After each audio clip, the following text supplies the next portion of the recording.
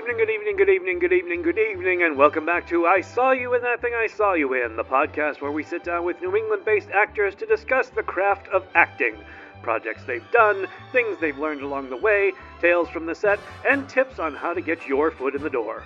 As always, our show is sponsored by the Parody News Network. Every week, PNN takes aim at a popular movie or TV show and parodies the shit out of it. If you're looking for humor and entertainment, not to mention a break from mainstream news programs, subscribe to the Parody News Network and enjoy watching the news again. Go to youtube.com/Parody News Network to like and comment your little heart out. PNN, your favorite movies and TV shows, satirized for your protection. And so, without further ado, please welcome the lovely and talented Kimberly Fogelgren.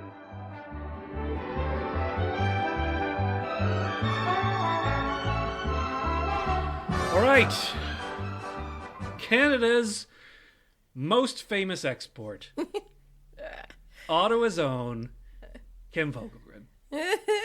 Kimberley. Okay. You're starting with me It's already? my stage name. You're starting with me already. Kimberly Fogelgren, ladies and gentlemen. Go. Do you want to redo that one? Nope, we're just going to keep rolling right from there. People may as well know about our relationship and how we interact. Okay, so you have one sister, Samantha. I have, that I know of. That you know of. Okay. How do you know Samantha? I did my research. Oh, okay.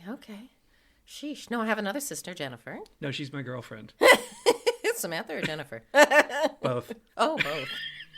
FYI. All raised in Ottawa. Mm-hmm. Were any of them actors? Did any of them follow the same path that you followed? No? None of them. They all have boring jobs? All have boring jobs. Oh. I'm unique. They've actually got fun jobs. Okay. Just none of them were interested in acting. My mother was. Really? Interested. Okay. Didn't pursue it. Why not? You know, in the day, I don't know. I guess she felt like, she used to want to dance and she didn't do much dancing. I just mean like jazz or some such thing. Sure. She had a regular job, legal secretary kind of job. Mm-hmm. She dabbled a little with some classes and what have you, but never really jumped in on it. So she lives vicariously through me. Okay. Yes. Were you in any way inspired by her desire? No, I don't think I knew that was her desire when I was young and interested. Okay. Yeah. When I was young, she thought I should be involved in modeling at all of 5'4.5". Sure. So I can see it. So she kind of pushed me into a modeling course, and I just did not have any interest in that. I didn't really have any interest in acting either. It's not like I was in school plays or anything like that. But as a young adult, I just started to look at it, and I did a few classes and learned a little about Shakespeare, like we were talking earlier. Sure. That there is, in fact, a way to understand what's being said. Okay, good. Very basic theater type stuff. But I needed a real job. Sure, we all do. There were bills. Yeah. Yeah. So that's interesting because my journey began very early on in elementary school doing school plays, and then it carried right through high school doing regular plays and musicals, but that wasn't your path? Not at all. Wow. Not at all. I don't think that acting even occurred to me until I was in my early 20s. Right. I had done other things, a little bit of music, some dancing. Yeah. And then I think it was like, well, wait a minute, that might be fun. Uh-huh. Yeah. But I was in my early 20s before I did anything, which was what I just talked about. Right. Yeah, a few classes and stuff like that. All right. Fair enough. So your career begins in your early 20s. The first phase of your career. The first phase of my acting career, right. Yes. And what sorts of things were you doing? Very simple. A couple of classes here and there. One of the classes that I was involved with, they liked to do a sort of a pop-up Christmas thing in the mall where the class, room was. Uh-huh. So we did that. And then and here's where I've forgotten things. So we did that. I was all the ghosts in A Christmas Carol. Wow. Yeah. And then we were working on something else that I want to say was A Midsummer Night's Dream. More Shakespeare? More Shakespeare.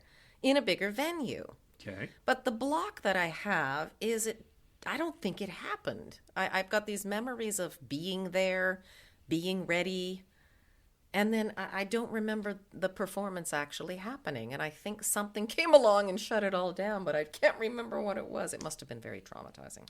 Must have been. It certainly wasn't COVID, because that was much too early for that. Much too early. So you remember rehearsing? Yeah. Do you remember performing? I remember being at the venue. Okay. Yet I don't remember the performance happening, and I can't for the life of me tell you why that happened. Maybe you bombed. But it would have just been all of us then bombing. No, maybe just you. Maybe just me. Maybe you were so bad. Oh, maybe that's that it. you have blocked it all out. Maybe we should reach out to the people that you were performing with. Yes. And ask them. Maybe we should. I would like to see what their memory is. Yeah, because that's weird. Weird mall performance of Shakespeare. Right. Was that in the mall too? No, that was in some real venue. It was in a proper theater? A proper theater. Couldn't and it tell you didn't where. happen? They must have sold tickets. One would think. I mean, maybe we were there for a rehearsal. Maybe we were there for a dress rehearsal. Okay. And then something happened in between then and when the show was supposed to happen, maybe. Okay. I don't know. It's a very strange moment in time. I can't remember. But then, some time later, not very long, I guess, I was auditioning for a musical. Because I can sing, Steve. Do you know I can sing? I learned a lot about you. I looked at your resume and I learned the thing that stuck with me about all of your talents, because you have many. Or at least you say you have many on your resume. But the one that really stuck with me is that you drive stick. Shift, Steve. Yeah. I drive stick shift. Yes. Whatever. Tomato. But I mean, there were a lot of singing soprano and I think juggling and all of this crazy stuff. But the very last thing that was listed was drive stick shift. You know, I was told to put that there. Were you? Yes. Do most people? I don't know, and maybe it should just come off. It sounds ridiculous. I like it.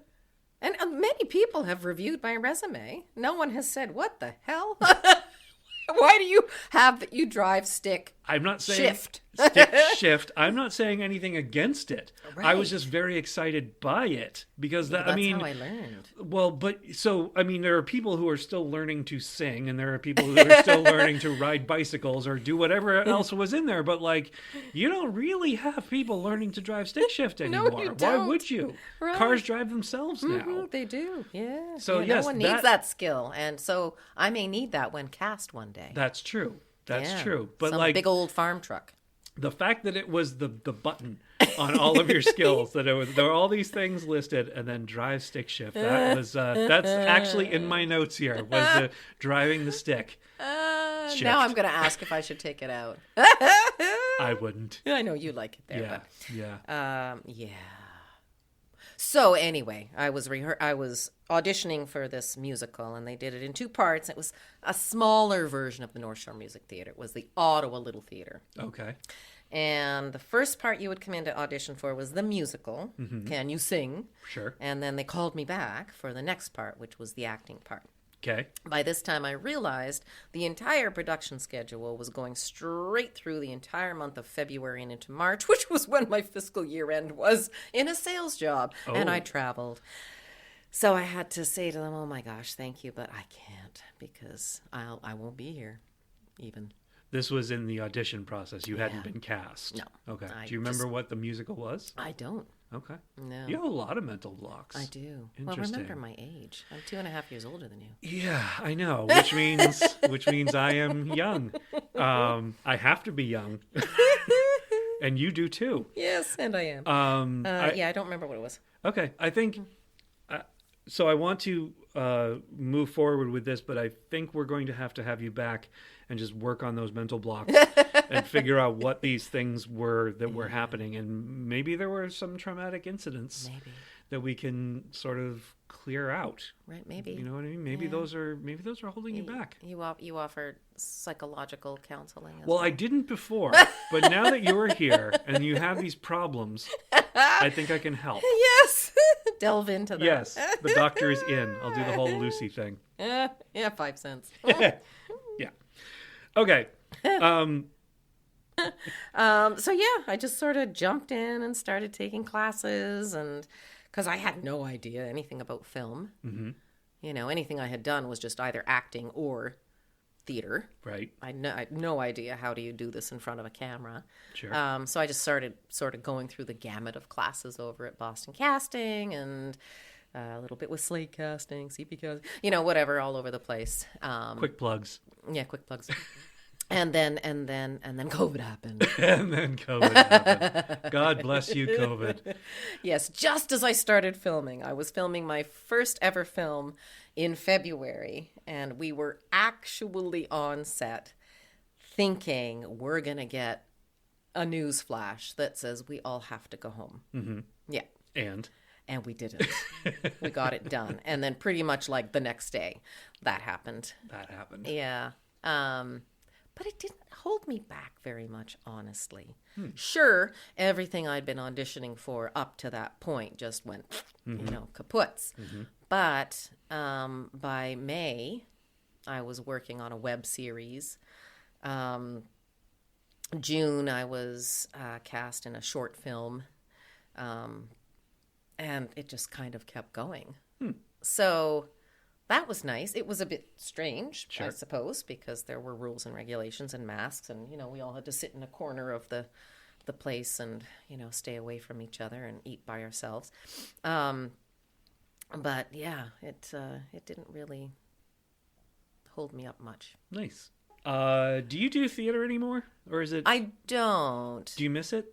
No, I mean, I never really did much well, of it. You remember. Well, you think you might have done something in a mall. That I know I did. Maybe. That I know I did. It was the other thing.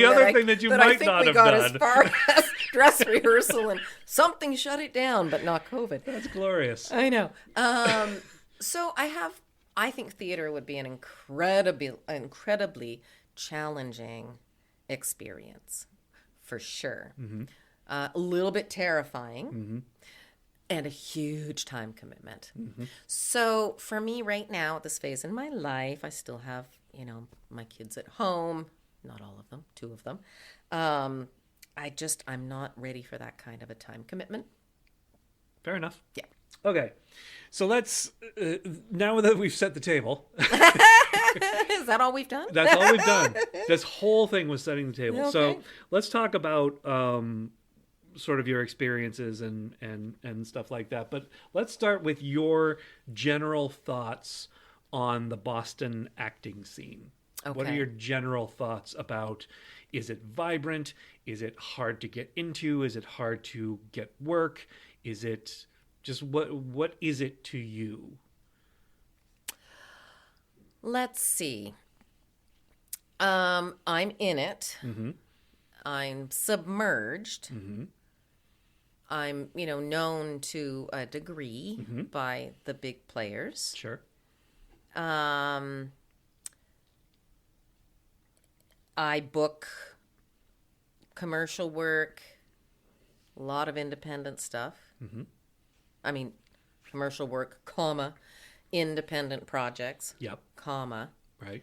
I am SAG eligible. I am not SAG. Mm-hmm. So when bigger productions come to town, and currently there are 3 or 4 things being filmed, I do get the opportunity to audition for them. There are not that many things that they're auditioning for, you know, once a production comes to town. Obviously, all of the stars are booked, and all of the, you know, the large supporting roles are booked. And there are still, you know, some decent supporting roles. Mm-hmm. My acting coach just booked one of those projects, and I think she's got 4 or 5 days on set, which is super exciting. Nice. There's a lot of actors to fill those 20 or 30 or 40 roles that are available once a production like that comes to town. Mm-hmm. So then what happens all the time is commercial work. Mm-hmm. I think most of that's non-union. Mm-hmm. Again, lots of actors Mm-hmm. to fill those roles. So, my personal feeling is it's a great market. I'm glad that I'm involved in it. I'm glad that I have opportunities here. Mm-hmm. And additionally, I'm working very hard to get myself elsewhere. Not to live, to work. Okay. New York, Atlanta, LA, Canada, because I can. Sure. Because I feel, for me, for what I want to do, there's not enough here. Interesting. Yeah. Okay, so is that sort of a general statement on the Boston acting scene? There's not enough to do? I think so. Okay. Not because there's not enough stuff, but there's a lot of people who want those roles. Mm-hmm. And a lot of people auditioning for those roles. More than, one of the things that's changed since COVID, of course, is more people can audition for roles because they don't have to be in the room at a certain point in time. Sure. So if they need to do a self-tape, they can do it after work. They can do it at 3 a.m. They can do it 6 o'clock in the morning, whenever it is they can get to it. Right. As opposed to auditions are happening at Boston Casting, tomorrow between the hours of 9 and 3. Right. Some would also say, however, there are a whole lot more productions now. I mean, with all the streaming services available, there are a lot of things being made. Mm-hmm. I don't know how many of them are being made here. Okay. To sort of make up those differences. But, I certainly have nothing negative to say about this market. For me, it's not enough. I'm not busy enough. Okay. I want to do more. What are the Canadian acting scenes? Is there like a Toronto scene, a Calgary scene, a Vancouver scene? Like Toronto, yes. Okay. Vancouver, yes. I mean, I know over the years I've seen a lot of, in the credits, Quebec. Sure. So there had to be things and still things filming in Montreal, I'm sure. Right.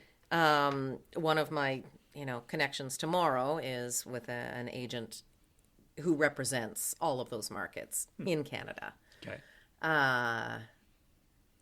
And, then I'll know more about that. But I do know, they've got some decent tax credit stuff going on in BC right now. Mm-hmm. I've been plugging around, finally figured out where Lifetime movies and things are being filmed. Out in Kelowna, BC. Okay, sure. You really do have to be a British Columbia resident. Okay. To be considered for that. Interesting. Yeah, and I do have a contact out there who casts for that. So some schmuck from Manitoba can't just wander in and be like, cast me. Certainly, a schmuck from Boston is having an even harder time getting into that. And I have a friend in Kelowna whose address I could use to say, yes, this is my home. So, she's keeping me in mind. I'm keeping in touch with her, but I have a feeling she would have a very hard time bringing someone from elsewhere. Gotcha. That's often the case. Okay. Connecticut's got some stuff going on and, must be Connecticut local hires. Gotcha. Must be Connecticut residents. Gotcha. Forget about the local hire. That could be anybody who's willing to go there and put themselves up. Sure. Residents. Huh. Yeah. Interesting. So, yes, there's plenty going on in Toronto and out in Vancouver or British Columbia. I don't know about the other areas. Pretty sure there's nothing going on in my hometown of Ottawa. Maybe there is. Ottawa acting scene. Well, okay. Funny enough, about 2 weeks ago, I saw a breakdown on something that was something being filmed in Ottawa. That's the first time in however many years I've been looking at breakdowns that I've seen anything filming in Ottawa. Interesting. Yeah. So it's probably it's probably fiercely competitive in Ottawa. All of those Ottawa actors just waiting for something to come along. Exactly. For them to audition for. Right. Because they, must be residents and all of that. Yeah. Huh. Not sure that that's the case there. I think that's purely dependent on what kind of tax credits they're getting. Gotcha. Yeah. I haven't really heard or seen much about Montreal, but that just might be I'm not tapped into it. Yeah. Whereas I see things for Vancouver primarily. I see things for Toronto. Yeah. Yeah. Okay. All right. Fair enough. Do you have a favorite director? That I've worked for? Yeah. No fair. Why not? Because I've had some really good directors. Well, then call them out. Okay, and I can say all of them then? Yes. Okay. Sure. I mean, So, favorite directors, that can be plural. thank you. Okay, I thought you were like making me pick one, when you go on vacation. What was your favorite moment? There were lots. All of them? All of them, right. So most recently I worked with Gavin Michael Booth, who is kind of a hotshot Canadian director who we filmed Dream Crusher here in Worcester, which was part of the whole reveal arrangement thing because they're here. Gavin was great to work with. Enjoyed him very much. And I think I was 4 days on set for that. So I got to know him well enough. Okay. Yeah. Plus, lots of banter back and forth as things were coming out. So that was fun. Doug Guarino, who was our director and writer for Trinitas and also our DP. Okay. Very good with the camera, that guy. He was great fun to work with. And really, in both cases, they seemed to, with me anyway, I felt as though they really gave me a lot of freedom to do what I felt was right in the moments. Mm-hmm.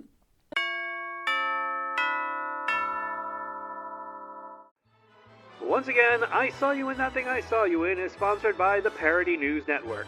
Every week, PNN takes aim at a popular movie or TV show and parodies the shit out of it. If you're looking for humor and entertainment, not to mention a break from mainstream news programs, subscribe to the Parody News Network and enjoy watching the news again. Go to youtube.com/Parody News Network to like and comment your little heart out. PNN, your favorite movies and TV shows, satirized for your protection.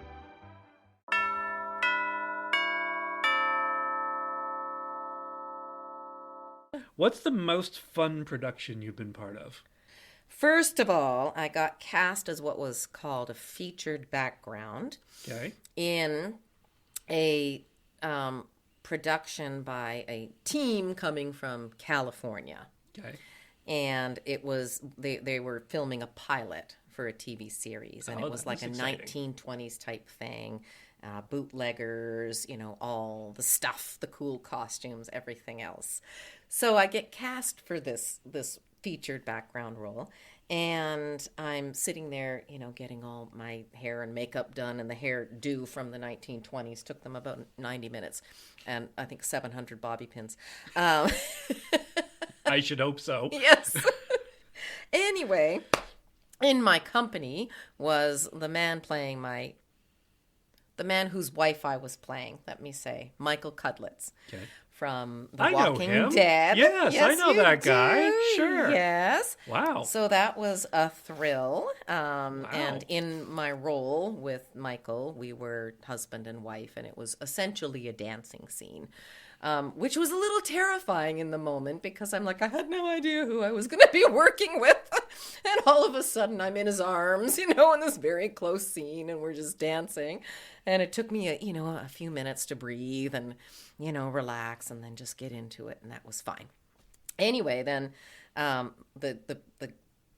was playing Mother 2, Ito Goldberg, and Jackson Pace, who was also played a really bratty kid in Walking Dead for a number of seasons. But he's also, 911 Lone Star and, all sorts of stuff. Like he's got a resume that. So it was just very exciting, to be working with all of these incredibly humble guys. And at the time, I wasn't a Walking Dead fan. It terrified me, the notion of it. Now I'm a huge Walking Dead fan, but that's a whole other story. I didn't mind being in Michael Cudlitz's arms. Frankly, I wouldn't either. I would be all right with that. I would be all right with that. See? And then just a month later, I was working on a Connecticut local hire situation. Sure. And I was working with Malcolm McDowell. You didn't know this. It's not, I'm not known for this. You're not known for this. It's IMDb. not in my notes at all. Malcolm McDowell. Yeah. Wow. So it was, it was a one day, a day player kind of role, but I was chatting with him in my role, and working with an actor husband who was up from New York, and he was fun to play around with. But that was again kind of thrilling, just standing there, shooting the breeze, as it were. Sure. With Malcolm McDowell between takes and so on. So those two things kind of happened back to back. So that was very exciting, kicking off my spring and summer last year. Wow. Yeah. So this wasn't part of my the questions that I had, but would that be the biggest star you've shared space with, Malcolm McDowell? Or Michael Cudlitz? Yeah. Both. I'll let you decide. Exactly. You could see it in my face. Yes. Yeah. Okay. I mean, both of those were, just kind of thrilling times. I wasn't being cuddled by Malcolm McDowell, although he might have wanted to. Not yet. He was in Caligula, after all, so you never know what the man's going to do. Yeah, and right. a Clockwork Orange. Yeah, the Clockwork Orange, which I watched for the first time just before I filmed with him, and I was like, ew, creepy. You had never seen that before? I'd never seen That is a that. profoundly disturbing film. It was a disturbing film. Anyone who's listening to this, I do not recommend you watch that. Oh, yeah. Well, Although it's kind of a reflection of today's society, to be honest. Right. Yeah. Wow, Malcolm McDowell. Okay. That's pretty Now cool. remember, he's 80-something now. Sure, yeah, but he's still Malcolm McDowell. He's still Malcolm McDowell. Yeah. He was in Star Trek Generations. Whew. Okay. Yeah. Okay. Yeah. Those two were by far the the biggest stars I've ever worked with. Now, I had completely forgotten about this but we just since we're in this vein. Yeah, Michael Cudlitz. Yeah. And Malcolm McDowell. Yeah. But, you acted with the guy from Kicks. Oh, I did, yes. So, that's got to be the biggest star ever. Right? I guess you're a big Kicks fan. I'm a huge Kicks fan. Oh, that's so funny. Yeah, Brian. Yeah. I remember that clear as day when you said to me, "Do you know the band Kicks?" I'm like, "Do you know the band Kicks?" No, I did not. Yeah, I do. Do you? Have you seen him yet in the movie? I have not. You no. haven't come across him yet. Which? Okay. Oh, he's in Trinitas.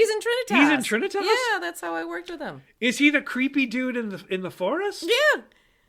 Yeah, that's Brian Forsyth. Shut the front door. Yeah. That's him? Yeah, that's him. He's old. So are we, Steve. Oh, God. I guess we are. Yeah. I'm going to go ahead and put you on the spot and ask you, without going into specifics, maybe just the reasons why, but the worst production you've been part of. I won't mention names, but it was getting extremely frustrating for me because the director was getting involved in all sorts of other tasks. It was a very low budget, independent project, short film, and being filmed in his home. Okay. And hey, now, just pump the brakes here. hey, now, A guy doing all the tasks for a production in his home doesn't necessarily make for the worst experience. Okay? True. Okay? True. Just don't paint with a broad But brush I here. don't see you emptying your groceries, and I don't see you walking the dog, and I don't see you Okay. doing things Okay. along those lines Fair that enough. can Fair enough. delay things a great deal, can sort of derail the actor's preparation as they're sitting there drumming their thumbs, waiting for us to get going again. He was doing those things? He was doing those During the production? Correct. Yeah. Wow. And, so it was just, wicked, like, distracting. And I know in the end, you know, when it came to sort of my final scene, I didn't bring it. Ooh. Yeah. Wow, you shut down? I don't care all that much. In that particular production, you know, I don't think it's going to go particularly far, but I was just getting really frustrated. It's like, dude, like, can we stick to the program here? You know, you're not the only one who has things to do. But I'm going to do mine when I get home. Right. Sure. That's when I'll take care of my household tasks. Was the end product any good? I haven't seen it yet. Oh, okay. Yeah. Fair enough. Yeah. Well, let's assume it was shit. Yeah, which will be unfortunate because the script was decent. Oh. Yeah. Okay. But I don't know. You know, perhaps it'll be perfectly fine. But you know, those are the types of things that, like, everyone's there for a reason, Right. and everyone's there To walk their dog. yeah, To unload their groceries. right, yeah. Like, we're all there to do the best that we can do. And Well, maybe. It doesn't sound like most of he us, was. correct. Most of us. Most of us. And when I think the point is when someone's just like not respecting that Mm-hmm. and not respecting people's time and energy, it's super frustrating, Sure. you know.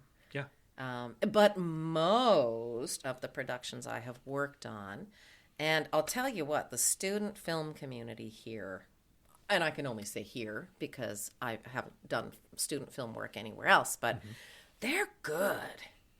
They're strong, you know. So this is actually this ties back into the Boston acting scene. Yeah. So the student film Yeah. community Yeah. sounds more vibrant. They do a good job. You know, they're doing it for a reason.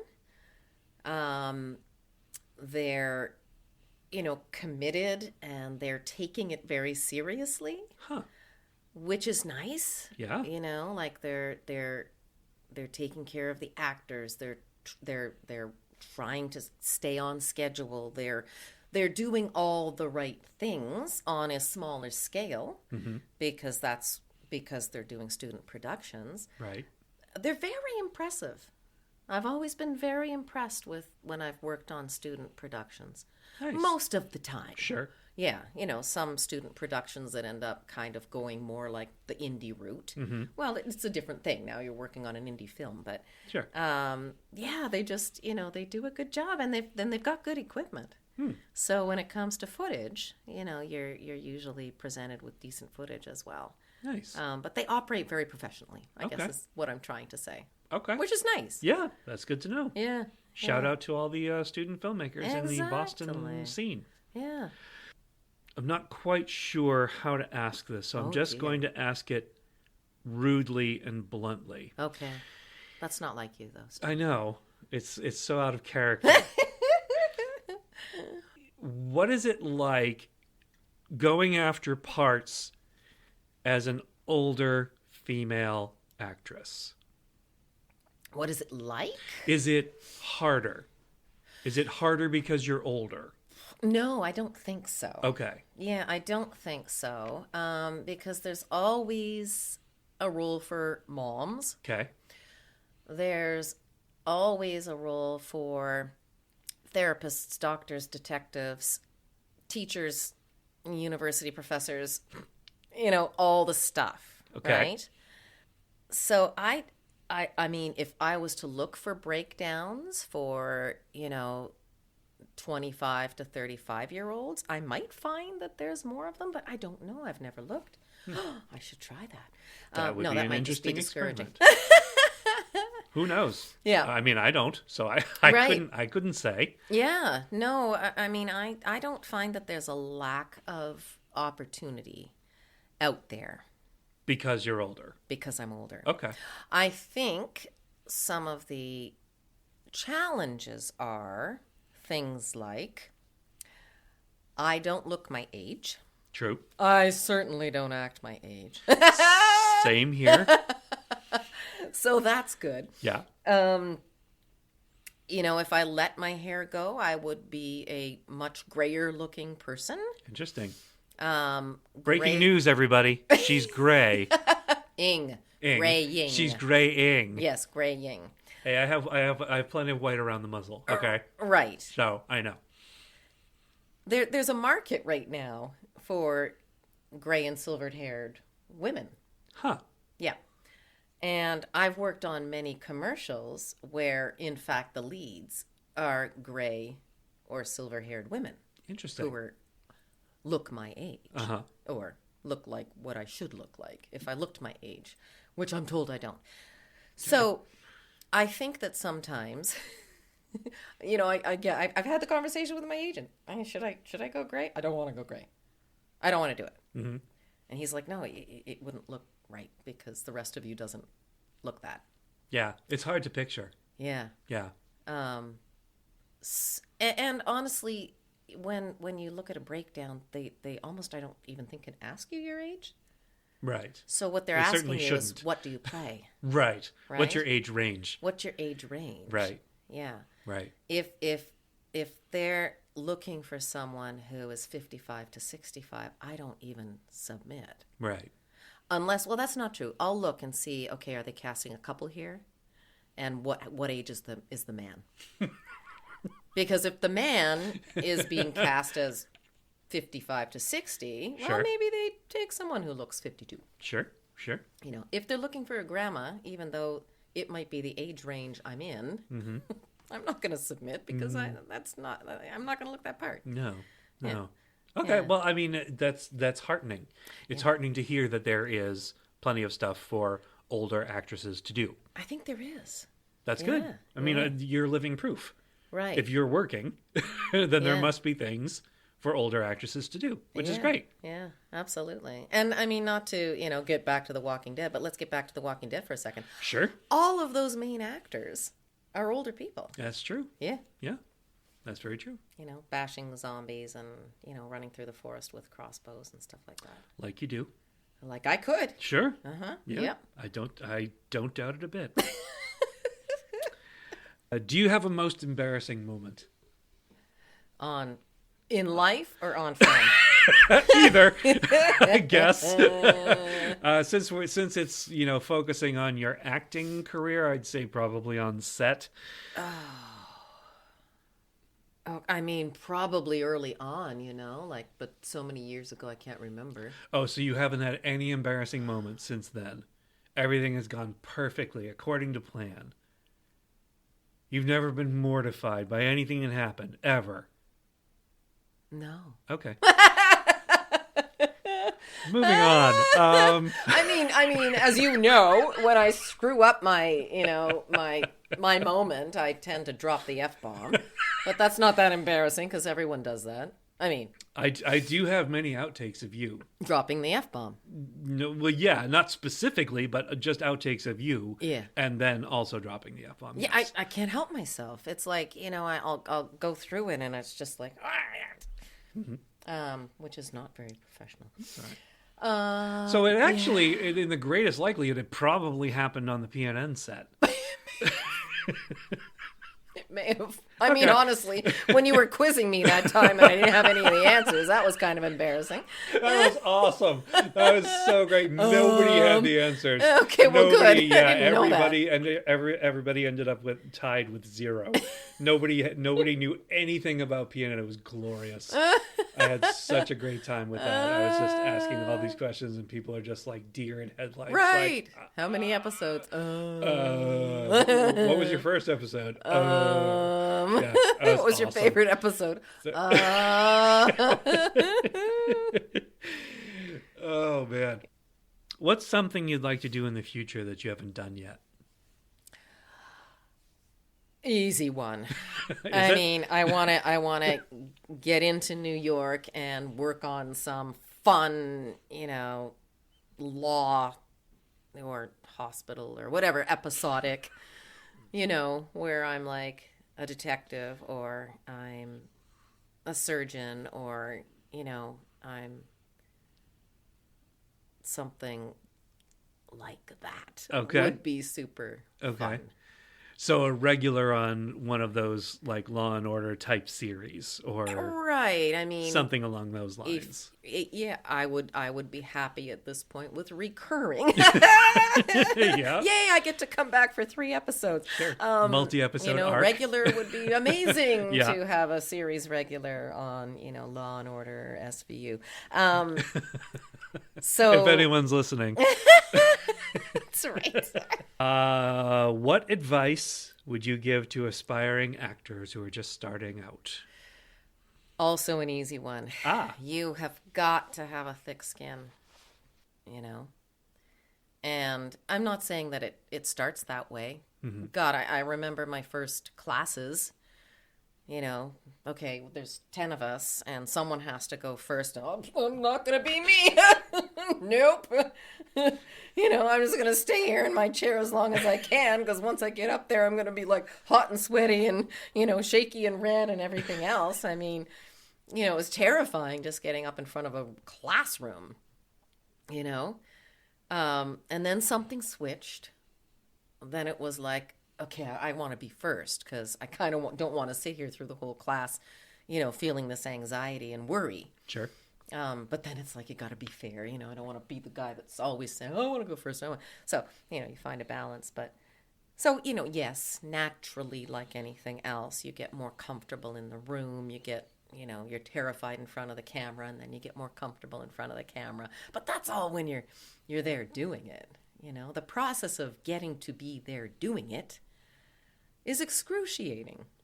You've got several, 3, 4 or more, 3 or 4 that I use, apps, or platforms to scrub through on a daily basis to find opportunities. And then you need to submit for the ones that you think, you fit the bill for.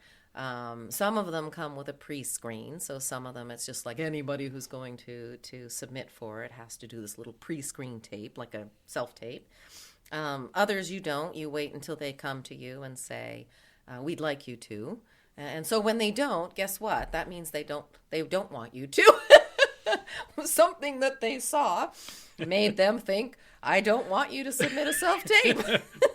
Yep. It could be nothing more than my picture. It could be,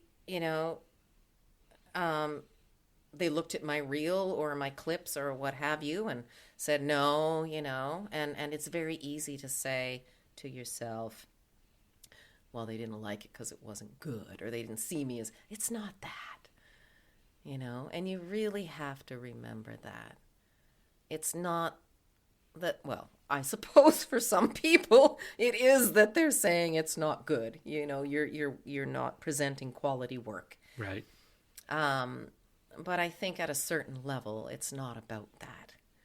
It's, do they see you in that role? Mm-hmm.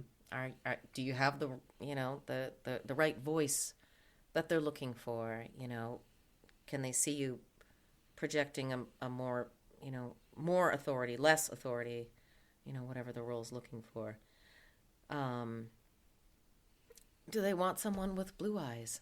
Do they want someone with long blonde hair? Mm-hmm. There's so many different things that it can be. Yeah. So really, you just have to be confident in yourself and understand that there's a million reasons why you're not getting the call back. There's a million reasons you're not getting asked to submit an audition. There's a million reasons you've been put on hold, and now you're not getting it. Right. So thick skin and stick to it. Don't get discouraged. Yeah. And the final question. Oh. What's next for you? What's next for me? Mm-hmm. Currently on the docket, or what's... Interpret it however you like. Okay. I mean, because the summer is a quiet time, I'm preparing for the fall. Okay. And the work that I'm doing, that I'm talking about, figuring out what I need to do to get known in New York, hone in my craft, hone my materials. I'm doing that now so that when things start picking up again in the fall, I'm in a better position to, get the auditions get the holds, get the bookings. Okay. So that's a work in progress. Sure. It's not a specific thing, but it is what I am focusing on right now to be prepared. Well, that's all I've got. That's all you got? Kim, thank you. This was really fun. It was fun. It was. Thanks, We always everybody. have fun, Steve. And we'll see you next time. Bye. Bye.